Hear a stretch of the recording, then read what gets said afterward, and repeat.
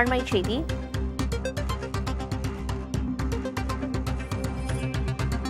சங்கரன்கோவிலை அடுத்த நொச்சிக்குளத்தில் சிவகுமார் எனும் இளைஞரின் மரணம் கொலையா என்ற சந்தேகம் எழுந்துள்ளது. வீட்டில் இரத்த காயங்களோடு இளைஞரின் சடலம் மீட்கப்பட்ட நிலையில் காவல்துறையினர் விசாரணை மேற்கொண்டு வருகின்றனர்.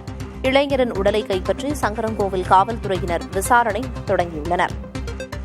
அண்மைச் செய்தியாக பார்க்கிறோம். சங்கரன்கோவிலை அடுத்த நொச்சிக்குளத்தில் சிவகுமார் எனும் இளைஞர் மரண வழக்கில் அது கொலையா என்ற சந்தேகம் எழுந்திருக்கிறது. வீட்டில் இரத்த காயங்களோடு இளைஞரின் சடலம் மீட்கப்பட்ட நிலையில் காவல்துறையினர் விசாரணை நடத்தி வருகின்றனர்.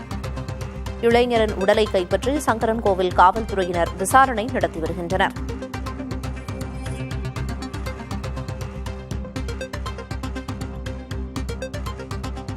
வீட்டில் இரத்த காயங்களோடு இளைஞரின் சடலம் கண்டெடுக்கப்பட்ட நிலையில் காவல்துறையினர் விசாரித்து வருகின்றனர். இளைஞரின் மரணம் கொலையா என்ற சந்தேகத்தின் அடிப்படையில் காவல்துறையினர் விசாரணையை தொடங்கியுள்ளனர். விவரங்களை வழங்குவதற்காக செய்தியாளர் டேவிட் இணைப்பில் இருக்கிறார். டேவிட், இளைஞரின் மரணம் கொலையா என்ற சந்தேகத்தை காவல்துறையினருக்கு கொடுத்திருக்கு. என்ன காரணம்? சம்பவம் தொடர்பான முதற்கட்ட விவரத்தை சொல்லுங்க. வணக்கம். தென்காசி மாவட்டம் சங்கரன்கோவில் அருகே உள்ள நொச்சிகுளம் கிராமத்தைச் சேர்ந்தவர் சுந்தரையா அவருடைய மகன் சிவகுமார். இவங்க அதே பகுதியில் கடந்த ஒரு வருடத்திற்கு முன்பதாக வெளிநாட்டிலிருந்து வேலை பார்த்திருக்காங்க.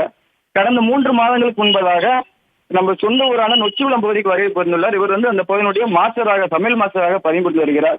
இன்று காலையில் வெகு நேரமாயும் ரொம்ப நேரமா வீட்டின் அருகே உள்ள இருந்திருக்காப்புல. இரத்த காயங்களுடன் கடந்ததை முதல் கட்டமாக சங்கரன்கோவில் காவல்துறையினருக்கு தகவல் தெரியப்பட்டு சங்கரன்கோவில் காவல் கண்காணிப்பாளர் துணை கண்காணிப்பாளர் செங்குட்டு வேலன் மற்றும் ஆய்வாளர் மாதவன் அவங்க நேரில் தற்போது விசாரணை நடைபெற்றிருக்குது. தற்கொலையா இல்ல யாரேனும் இவர் கொலை செய்து விட்டு வீட்டில் போட்டு போனார் என்ற கோணத்தில் தற்போது விசாரணை நடைபெற்று வருகிறது. மரணம் கொலையா என்ற சந்தேகத்தின் அடிப்படையில் விசாரணை நடந்து வருது. தகவல்களை வழங்கியதற்கு நன்றி டேவிட்.